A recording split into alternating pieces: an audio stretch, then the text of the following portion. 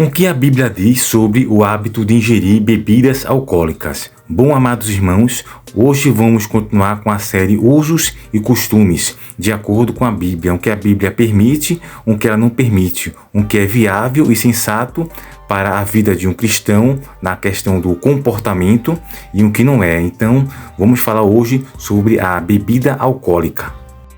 A Bíblia não proíbe o consumo de bebidas alcoólicas, mas avisa sobre os perigos de ultrapassar seus limites. O vício e a embriaguez são pecados.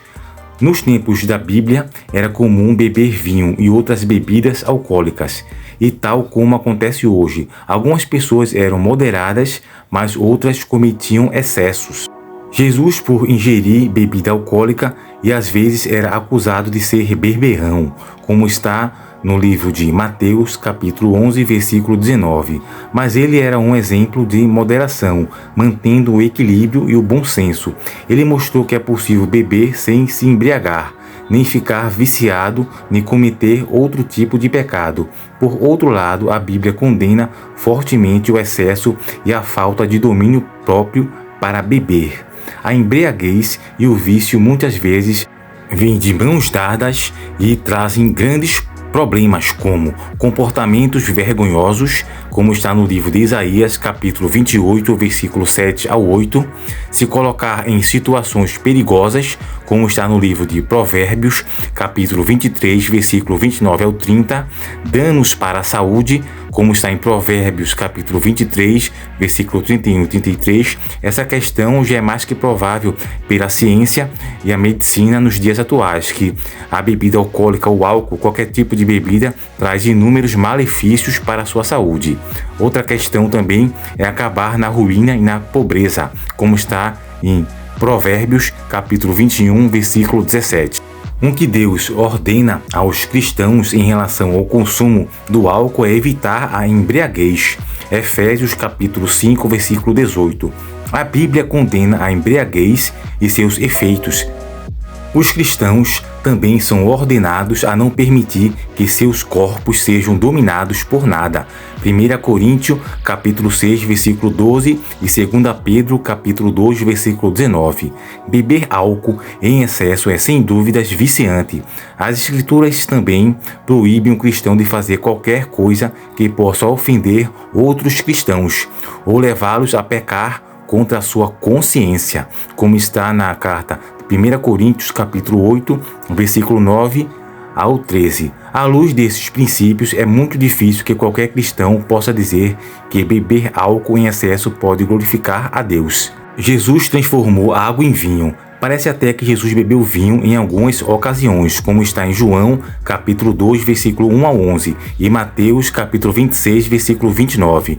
Nos tempos do Novo Testamento, a água não era muito limpa, sem saneamento moderno. A água frequentemente estava repleta de bactérias, vírus e todos os tipos de contaminantes. O mesmo é verdade hoje em dia. Muitos países de terceiro mundo, é por isso que as pessoas costumavam beber vinho ou suco de uva, porque era menos provável de ser contaminado.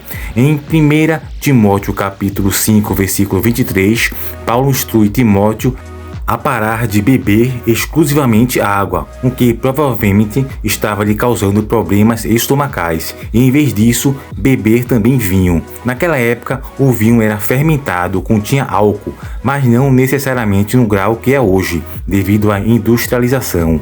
Não se pode dizer que era suco de uva, mas também não se pode dizer que era o mesmo vinho que se consome nos dias atuais. Mais uma vez, as Escrituras não proíbem o cristão de beber cerveja, vinho ou qualquer outra bebida que contenha álcool em si. O álcool não é maculado pelo pecado. O que o cristão deve absolutamente evitar é a embriaguez e o vício do álcool, como está em Efésios capítulo 5, versículo 18. Quando o álcool é consumido em pequenas quantidades, não é prejudicial ou viciante. Além do mais, alguns médicos recomendam beber pequenas quantidades de vinho tinto por seus benefícios à saúde, especialmente para o coração. O consumo de pequenas quantidades de álcool é uma questão de liberdade cristã. A embriaguez e o vício são pecados.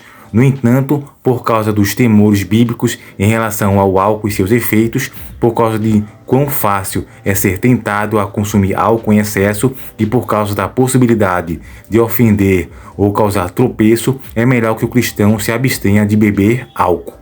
Então, esta é a nossa conclusão sobre esse assunto, sobre bebidas alcoólicas. Eu, particularmente, acho melhor o cristão se abster e não beber, por questão de não corromper e não causar escândalo a outros cristãos mais fracos na fé e também por questão de evitar a embriaguez, que pode levar ao pecado, ao vício e também a destruir o corpo, pois mesmo em pequenas doses, o álcool pode sim causar danos ao físico e ao corpo a longo prazo.